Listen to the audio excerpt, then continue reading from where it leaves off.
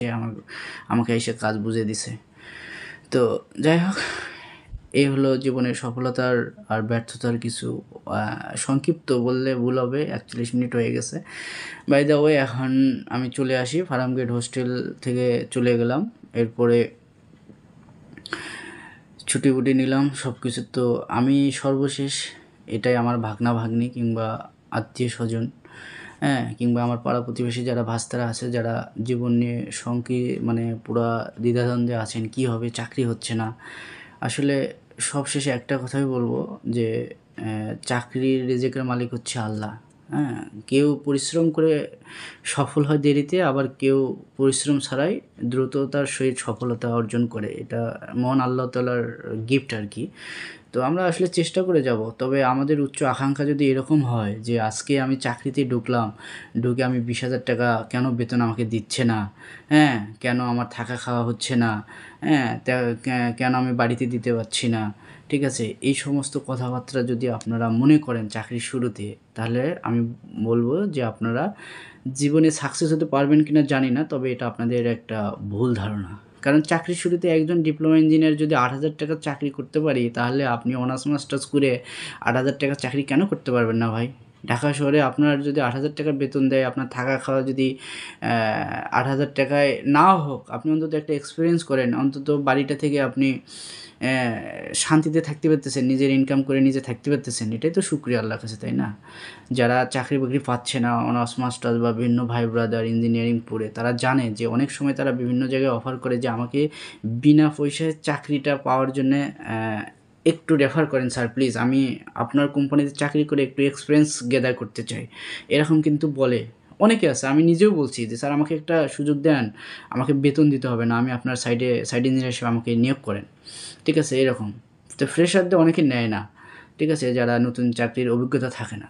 তো এখন আপনারা যদি কম টাকা বেতনের মনে করেন যে আমাকে 6,000 টাকা, 7,000 টাকা বা 8,000 টাকা দিচ্ছে কেন এই ঢাকা শহরে, আমি এটা দিয়ে কীভাবে চলবো, আমি তো থাকতে পারবো না, খাইতে পারবো না, মা বাবাকে দিতে পারবো না, এই চিন্তাধারাগুলো মাথা থেকে ঝাড়ে ফেলবেন। কারণ সফলতা আসলে এতটা সহজ না। আপনি মা বাবার কোলে ছিলেন, মা বাবার কোলে আপনি 3 বেলা ভালো খাইছেন, ঘুরছেন, বেনসন সিগারেট খাইছেন, বন্ধুদের সাথে ঘুরতেছেন ইচ্ছা মতো, যে যখন যেটা খাইতে মন চাচ্ছে খাচ্ছেন, ঠিক আছে? এটা হলো বাবার হোটেলের সিনারি, ঠিক আছে? কিন্তু বাস্তব জীবনটা এত সহজ না, ঠিক আছে? আপনাকে এই 6,000 টাকা বাবার হোটেলে আপনি যে খাইছেন, 3 বেলা ভাত খাইছেন, আপনার ইচ্ছা করলে এটা খাচ্ছেন, ওটা খাচ্ছেন, এই টাকাটা যে অর্জন করতে, পরিশ্রম করতে যে কত কষ্ট, সেটা আপনি যখন মা বাবার কোল থেকে যখন বের হয়ে শহরে যাবেন, তখনই ফিল করবেন, ঠিক আছে? আর এর মাঝে একটা কথা বলি, আমি যে এতগুলো কষ্ট করছি, যে অন্যের বাসায় এভাবে, যাক আলহামদুলিল্লাহ কারেন্ট আসছে।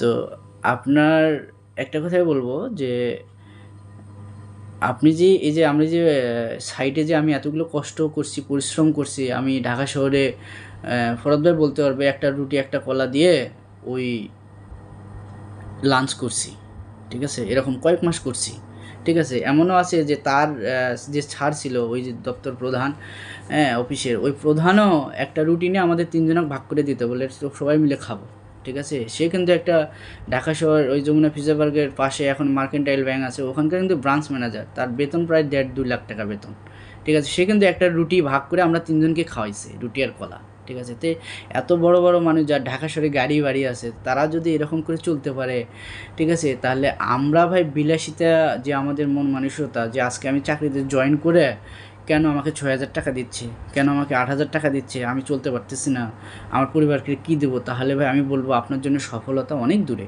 ঠিক আছে? কারণ আপনার জন্যে মানে কষ্ট আপনি করতে পারতেছেন না, কষ্ট করতেও পারবেন না। কারণ আপনি কষ্ট করলে আপনি সেটা মা বাবাকে বলতেছেন, হ্যাঁ মা আমি এখানে সমস্যা আছি, মা আমার এটা সমস্যা, আমার বাবা এটা সমস্যা, কিন্তু আসলে আমরাও তো মা বাবার কাছ থেকে বড় হয়েছি, আমার বাবা মা তো এতটা গরিব না যে আমার রুট থেকে উড়ে আসছে, আমরা তো মধ্যবিত্ত ঘরের সন্তান, তাই না? আমার বাবা মা তো চাইলে আমাকে ভালো কিছু করতে পারতো, আমার আত্মীয় বাসায় না রাখে, তাই না? তো আমি তো থাকতে পারতাম। তো জীবনটাকে আসলে মেনে নিতে হবে, ঠিক আছে? আপনি যখন বাবা মার ঘর থেকে বের হয়ে আসছেন, তখন এই যে 6,000 টাকা, 8,000 টাকা যে বেতন, আপনার 7,000 টাকা, কিন্তু থাকা খাওয়া মনে করেন যে থাকাটা ফ্রি দিচ্ছে কোম্পানি আপনাকে। আপনার যদি 8,000 টাকা বা 7,000 দেয়, আপনি এটাকে অ্যাকসেপ্ট করবেন, আল্লাহর হস্তে পুরোটা গ্রহণ করে নেবেন। কারণ আপনার একদিনে আপনি এত বড় হতে চাইলে আপনি পারবেন না, ঠিক আছে? আপনি যদি মনে করেন যে হ্যাঁ গার্মেন্টসে গেলে 20,000 টাকা 15,000 টাকা, আপনি চলে যান গার্মেন্টসে, কোনো সমস্যা নাই। কিন্তু সফলতা যেগুলো শক্তিশালী সেগুলো আসলে ধীরে ধীরেই অর্জন করতে হয়, ঠিক আছে? তো বাই দ্য বাই অনেক কথা বলে ফেলছি। আমি একটা কথাই বলতে চাই আমার ভাগ্না ভাগ্নি এবং আমার আত্মীয় স্বজন সবাইকে, সেটাই হচ্ছে যে আপনারা যদি চাকরি জীবনে কখনো প্রথমে 6,000 বা 8,000 10,000 টাকা বেতন দেয়, আপনারা সেটাই গ্রহণ করবেন। গ্রহণ করার পরে আপনারা 2-4 মাস চাকরি করবেন বা করতে থাকবেন। করার পরে এর পাশাপাশি আপনারা আবার নতুন চাকরি খুঁজবেন, বিভিন্ন মানুষের সাথে পরিচয় হবে। হ্যাঁ, পরিচয় হলে এক পর্যায়ে আপনারা সেখানে সুইচ করতে পারবেন। তো সুইচ হয়ে গেলে আপনারা সেখানে যেখানে ভালো ফ্যাসিলিটি পাবেন সেখানে চলে যাবেন, নো প্রবলেম। হ্যাঁ, তো এই জন্যে জীবন নিয়ে অভিযোগ করতে নেই। হ্যাঁ, আমি এখনও অসুস্থ হলে পড়ে থাকলে আমার মাকে বলি না, আমার বোনকে বলি না, কারণ বললে তারা দিনে 14 বার ফোন দেয়। আমার শাশুড়ি মাকে বলি না, হ্যাঁ তারা ফোন দেয়, সারাক্ষণ ফোন দেয়, "এ কেমন আছে? হ্যাঁ আমার ছেলেটা কেমন আছে?" শাশুড়ি মা ফোন দেয়, হ্যাঁ কেমন আছে, কী অবস্থা, সারাক্ষণ। তো কেন আমি টেনশন দেবো? আমি তো সুস্থ আছি, আমি তো খাইতে পারতেছি, কথা বলতে পারতেছি, চলতে পারতেছি, আলহামদুলিল্লাহ। আমার অসুস্থতা আসছে, আমি ভালো হয়ে যাব, তাই না? আমি যখন ক্রিটিক্যাল সিচুয়েশনে পড়ে যাব তখন এমনিতেই খবর পাবে ফ্যামিলি, তাই না? তাহলে এখন আপনি যদি হাঁকতে মুখতে আমি খাচ্ছি আর ঘুমাচ্ছি, উঠতে পারতেছি না, হাঁকতেছি, সব কিছু যদি আপনি আপনার বাবা মাকে বলেন, আপনি বাবা মার আদরের দুলালের ঘরের সন্তান, তাহলে ভাই আপনার জন্য বাইরে না, ঠিক আছে? আপনার জন্য বাইরের সেক্টর একদম টোটালি অফ। আমি মনে করব আপনি আল্লাহর হস্তে নিজের বাবা মার যে বাসা আছে, ঘর আছে, ওখানে গিয়ে নিজেই সুন্দর একটা কর্মসংস্থান দিতে পারবেন, বিভিন্ন দোকানপাট করতে পারবেন, ওষুধের দোকান করতে পারবেন, কিংবা হার্ডওয়্যারের দোকান, টাইলসের দোকান, যে কোনো এনি কাইন্ডস অফ মানে শপ আপনি দিয়ে খাইতে পারবেন, কিন্তু আপনার জন্য বাইরে না। কারণ কি জানেন, বাইরে এক গ্লাস পানি খাইতে গেলেও টাকা লাগে, ঢাকা শহর, ঠিক আছে? এইটা আপনাকে বুঝতে হবে। হ্যাঁ, এখন আপনি ঢাকা শহরে আপনি যদি মনে করেন যে আমি 6,000 টাকা 7,000 টাকা চাকরি কেন করব, এই কথা যদি আপনি বলেন ভাই, তাহলে আপনার জন্য জগৎ সামনে পিছনে সব কিছু অন্ধকার। আপনি যে সামনে ভবিষ্যতে কিছু করতে পারবেন না এটা আমি বলতে পারি না, বদদোয়া বা বলতে পারি না, কারণ রিজেকের মালিক আল্লাহ, তাই না? আপনাকে রেজেক আল্লাহ চাইলে ভালো দিতে পারে, আমি কেন এইসব মানে আপনাকে দোষারোপ করব? তবে এটুকু বলতে পারি যে যারা 6,000 8,000 টাকাকে অ্যাকসেপ্ট করতে পারে না যে আমার এটা হচ্ছে না বা হবে না, আমি মনে করব তাদের জন্যে বাইরে না। কারণ জীবন নিয়ে কমপ্লেন করতে নাই ভাই, নিজের জীবনটাকে নিয়ে আপনি যদি বাবা মাকে সারাক্ষণ কমপ্লেন করেন বাইরে, আপনি বাইরে ভালো খাইছেন ঘুমাইছেন, ভালো খাটে ঘুমাইছেন, ভালো থাকছেন, কিন্তু ঢাকা শহরে যদি যারা থাকে, যারা অনেকেই শিক্ষিত আছে, অনার্স মাস্টার্স ডিগ্রিধারী অনেকেই আছে, যারা চায় যে একটা কুটির ঘর, একটা ছোট্ট একটা ঘরের জন্য তার একটা আশ্রয় দেয় কেউ, ঠিক আছে? এইটাও চায়, ঠিক আছে? এরকম জীবনে অনেক ফিল করছি ভাই, অনেক আছে, ঠিক আছে? এখন আপনারা যদি ওই নিজের মা বাবার দুলালি ঘরে সন্তান হয়ে যায়, ঢাকা শহরে একটা থাকার জায়গা পাওয়ার পরে যদি আপনাদেরকে বেতন কম দিয়ে যদি রাখা হয়, এখন আপনারা যদি হাউমাউ করেন হ্যাঁ এটা, তাহলে তো ভাই আমি মনে করব যে আসলে বাইরে আপনাদের জন্যে বাইরে না, আপনারা ভিতরেই থাকা উচিত। তো যাই হোক, আমি মনে করব যে এই আমার এই কথাগুলো থেকে, জীবন থেকে কেউ যদি কিছু শিখতে পারেন, তবে আমার এই সফলতা মানে সার্থক হবে আপনাদের, আমার ভিডিওটা করাও সার্থক হবে। তো আমার জীবন নিয়ে আমার কোনো কমপ্লেন নেই, কারণ আমি যে সুস্থ আছি, ভালো আছি, আমি খাইতে পারছি আলহামদুলিল্লাহ। কিন্তু আপনি দেখেন হসপিটালে গিয়ে যে মানুষ 3 বেলা কী অবস্থা আছে, দৌড়াদৌড়ি করতেছে, হাহাকার, কেউ খাবারের জন্যে, কেউ অপারেশনের জন্যে, কার কী অবস্থা, কিন্তু আপনি ভালো আছেন, সুস্থ আছেন। হ্যাঁ, ঢাকা শহরে আপনার একটা আশ্রয় আছে, আপনি 3 বেলা খাওয়ার ব্যবস্থা করতে পারতেছেন আলহামদুলিল্লাহ। আপনার একদিন হবে, আজকে নয়, আপনি 2 মাস 6 মাস দেরি করেন, হয়তো আল্লাহ এর চেয়ে বেটার কিছু রাখছে। হতাশ হওয়া যাবে না জীবন নিয়ে। আমিও একসময় জীবন নিয়ে ফ্রাস্ট্রেট ছিলাম, হ্যাঁ অনেক ফ্রাস্ট্রেট, লাইফে কী হচ্ছে, কোথায় যাচ্ছে, এমনও মনে হতো যে ওই হারুন সাহেব যার বাসা বালুবাড়িতে, কোতোয়ালি থানার সামনে ওর বাসা, ওই সেবা ফার্মেসির অপোজিটে একটা ব্রিটিশ রেডের বাড়ি।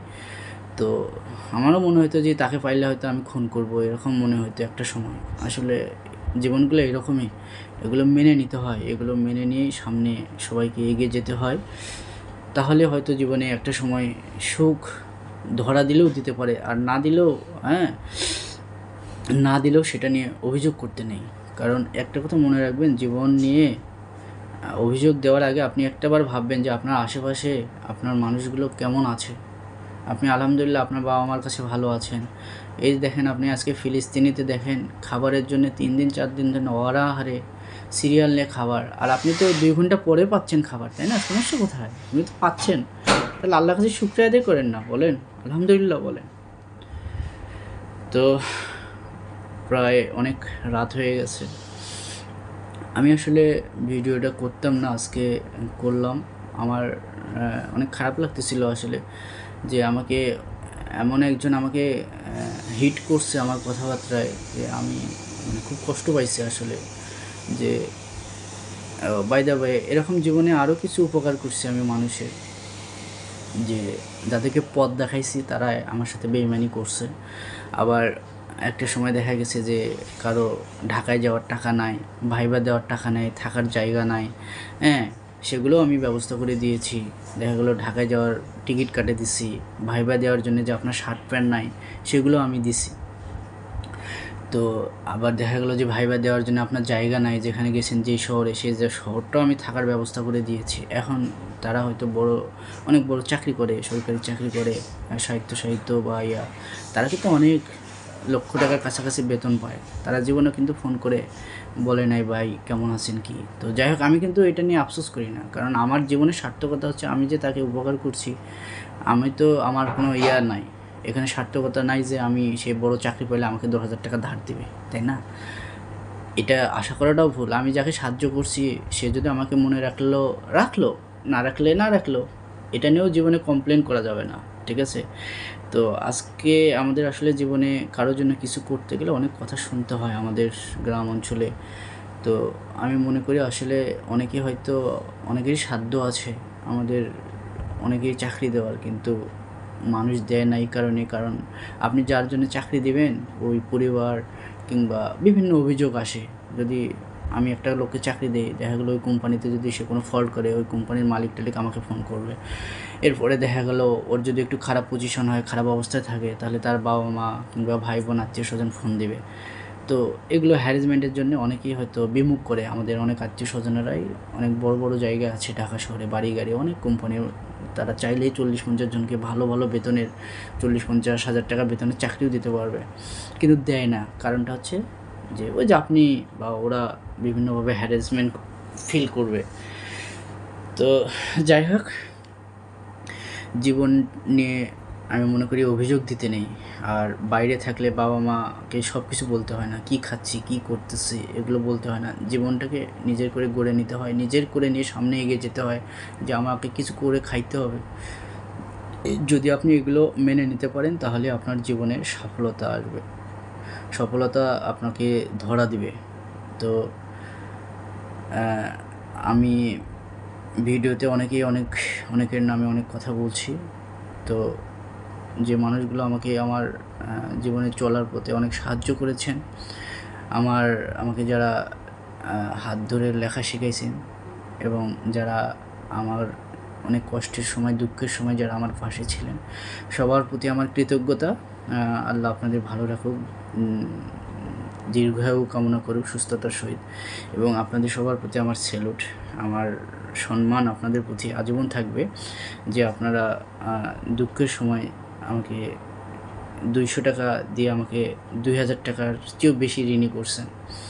তো যারা সাহায্য করছেন তাদের সকলের প্রতি আমি কৃতজ্ঞতা। আসলে প্রত্যেকটা মানুষের জীবনে এরকম ব্যর্থতা আছে। কেউ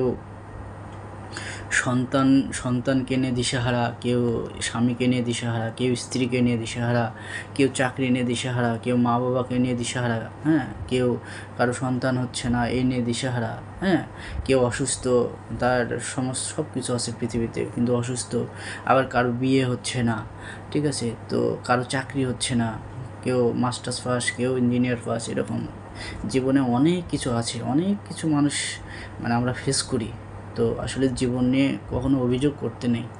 আমি মনে করি এটাই, যে আসলে জীবনটা নিয়ে কখনো অভিযোগ করতে নেই ভাই। আপনার জীবনটা সুন্দর। আপনি যখন প্রচণ্ড হতাশায় থাকবেন, আমি এটুকু বলতে পারি, আপনি নামাজ পড়বেন, আল্লাহ আপনাকে এই সময় অন্তত হলে একটু স্বস্তি প্রদান আপনি পাবেন, যে নামাজ পড়তেছেন 5 ওয়াক্ত, দেখবেন আল্লাহ কোনো না কোনোভাবে আপনাকে ভালো রাখবে। তো আজকে অনেক রাত হয়ে গেছে। এই ছিল আমার জীবনের একটা ট্র্যাজেডি বলা যায়। 2011 সালের পর থেকে আমার জীবনে যখন আমি বিদেশে যাওয়ার জন্য টাকাটা ধরা খেলাম, এ থেকে আমার জীবনে কিছু ট্র্যাজেডি ছিল। আমার যে সমস্ত আত্মীয়স্বজনগুলো আমাকে খারাপ ব্যবহার করছিল, আমার আজীবন মনে থাকবে তাদের কথা, এবং যারা উপকার করছে তাদের কথা আমার আজীবন মনে থাকবে। এবং যে সমস্ত আত্মীয়স্বজনেরা আমার সাথে খারাপ ব্যবহার করছিল, তারা একটা সময় আমাদের বাড়িতে আসতো। আব্বা গরুর মাংস, খাসির মাংস, মুরগির মাংস, এমনকি হাঁস সব কিছু খাওয়াইতো, মানে 4টা-5টা করে তরকারি।